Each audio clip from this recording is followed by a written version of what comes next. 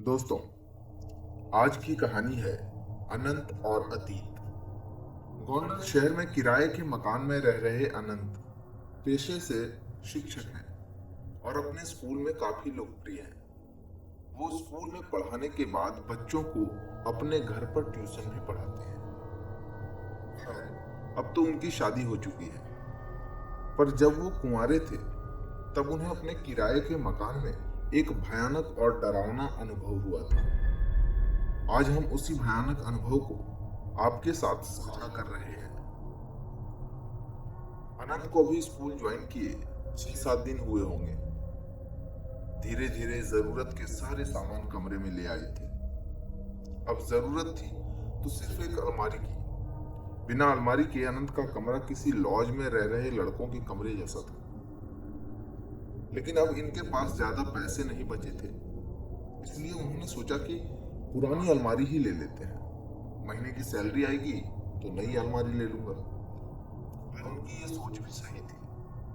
2-4 दिन में उन्हें एक अलमारी का पता चला और वो उनसे खरीद कर कमरे में ले आए। सस्ते दर पर खरीदी गई इस अलमारी के शीशे कहीं कहीं से टूट भी चुके थे और देखने से भी लग रहा था कि अलमारी को कई वर्षों से किसी ने उपयोग में नहीं लाया।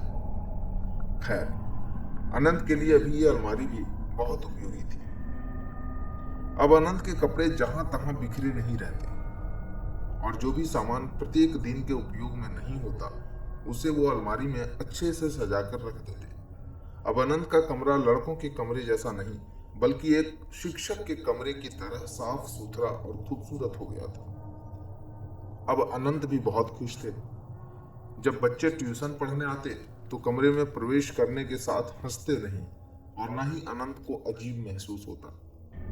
सुबह होते ही अनंत स्कूल के लिए निकल गए और जब शाम को वापस लौटे तो देखते हैं कि जो कपड़ा अलमारी में तह करके रखा गया था वो सारे अब कमरे में बिखरे पड़े हैं। ऐसा मालूम पड़ रहा था कि उस कमरे के अंदर कोई घुसकर ऐसा कुछ किया है। अनंत एक बार तो नजरअंदाज कर दिए, लेकिन अब ये हर रोज की कहानी बन चुकी थी। हर रोज जब वो स्कूल से आते तो अलमारी में एक भी सामान नहीं होता, सब कमरे में इधर उधर फेंका हुआ होता। लगातार 4-5 दिन ऐसा होने पर अनंत को हैरानी होने लगी। रविवार के दिन जब उन्हें स्कूल नहीं जाना था तो अनंत अपने कमरे में बेसब्री से उस क्षण का इंतजार करने लगे थे। उन्हें परेशान कर रहे उस इंसान को आज रंगे हाथ पकड़ना था जो अलमारी से रोज उनके कपड़े फेंक देते थे। शाम होने से पूर्व अनंत चाय बनाने के लिए किचन में जाते हैं। बीच बीच में वो कमरे की तरफ भी अपनी नजर घुमा लेते हैं। ये क्या, इतनी ही देर में कमरे की स्थिति फिर से उसी तरह हो गई। अलमारी का दरवाजा पहले जैसा ही बंद था। चाय रखकर वो कमरे के चारों तरफ देखने लगते हैं। वो दौड़कर बालकनी में जाते हैं और वहां से नीचे की तरफ भी देखते हैं, पर उन्हें कोई भी भागता हुआ या दौड़ता हुआ नहीं दिखता। वो दौड़कर कमरे में वापस आते हैं, लेकिन यहां भी कोई नहीं होता। दरवाजा अंदर से अब भी बंद है। अनंत बहुत घबरा जाते हैं। वो अपनी चाय लेकर एक कुर्सी पर बैठ जाते हैं और कमरे के चारों तरफ देखने लगते हैं। तभी अचानक उनकी अलमारी का दरवाजा धड़ाम से खुलता है। इस आवाज से वो चौंक गए। उन्हें काफी डर महसूस होने लगा क्योंकि उस वक्त हवा भी बिल्कुल शांत थी और उनके अलावा उस कमरे में कोई था भी नहीं। अनंत उस किराए के घर पर अकेले ही रहते थे। डरते डरते इधर उधर देखने के बाद वो अलमारी तक पहुंचे और अलमारी का दरवाजा फिर से बंद कर अपनी कुर्सी की तरफ वापिस आने लगे। उनके अंदर से डर अभी बाहर भी नहीं आया था। तभी उन्हें महसूस हुआ कि किसी ने धीरे से उनका नाम पुकारा और ऐसा लग रहा था कि आवाज उस अलमारी के अंदर से आ रही है। इस बात का आभास होते ही अनंत बुरी तरह डर गए। वहीं खड़े खड़े उन्हें पसीने आने लगे और वो बुरी तरह कांपने लगे थे। डरते डरते उन्होंने पीछे मुड़कर देखा तो अलमारी का दरवाजा धीरे धीरे हिल रहा था, जैसे कि अंदर से कोई उसे धक्का दे रहा हो। उनकी हालत बहुत खराब हो गई थी और वो वहां से भागने की सोच रहे थे, लेकिन ऐसा प्रतीत हो रहा था कि उनका शरीर, उनकी आवाजें, मस्तिष्क कुछ भी उनके वश में नहीं है। डर के मारे कांपते हुए अनंत थोड़ी देर वो भयावह नजारा देखते रहे। तभी अचानक अलमारी से गाढ़ा काला धुआं बाहर आने लगा। ये किसी पारलौकिक घटनाओं से कम नहीं था, और इस तरह की पारलौकिक घटनाएं देखकर अनंत की चीख निकल गई। वो चिल्लाने लगे और तेजी से उस घर से निकलकर बाहर आ गए, और फिर सारी बातें अगल बगल के लोगों को बताने लगे। अनंत के पड़ोसी उनके साथ उस कमरे में दाखिल हुए, और उन सबने वहां जो भी देखा उसे देखकर सबके होश उड़ गए। कमरे की छत पूरी तरह से काली पड़ चुकी थी।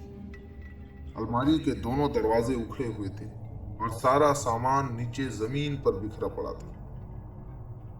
वे लोग एक दूसरे का चेहरा देख रहे थे, और उस शाम के वक्त सबके चेहरे पर 12 बज रहे थे।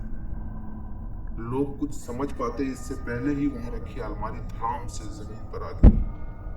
अनंत के साथ साथ सभी लोग इस भुताहा अनुभव से काफी घबरा गए और तुरंत बाहर की तरफ भागे। भागते भागते उन्हें एक चीख सुनाई दी। चले जाओ सर, चले जाओ यहाँ से, चले जाओ यहाँ से। पर किसी ने पीछे मुड़कर देखने की हिम्मत नहीं की। अब अनंत को अपने कमरे में जाने से ही डर लगने लगा था। उस कमरे में रह पाना अनंत के लिए बहुत मुश्किल हो गया था। अगले ही दिन से अनंत किसी दूसरे कमरे की तलाश में रहने लगे। उन्हें वहीं पास के मोहल्ले में एक कमरा खाली मिला, और वो जल्दी से उस डरावने कमरे को अलविदा कहकर नए कमरे में आ गए। वहां आकर उन्हें चैन की नींद आई। अब अनंत को किसी भी चीज का डर नहीं था। अनंत के चेहरे पर खौफ की कोई भी लकीरें दिखाई नहीं पड़ रही थी, और अब वो आजाद महसूस कर रहे थे। सुबह हुई तो अनंत अपने स्कूल के लिए तैयार होने लगे। आज अनंत के लिए स्कूल का वो पहले दिन जैसा था। तनाव से बहुत दूर और चेहरे पर हल्की मुस्कान लिए अनंत मानो वर्षों बाद स्कूल जा रहे हो। स्कूल से लौटते वक्त भी अनंत उसी तरह खुश नजर आ रहे थे। अब वो अपने कमरे तक आ चुके थे। उन्होंने दरवाजा खोला और अंदर आ गए।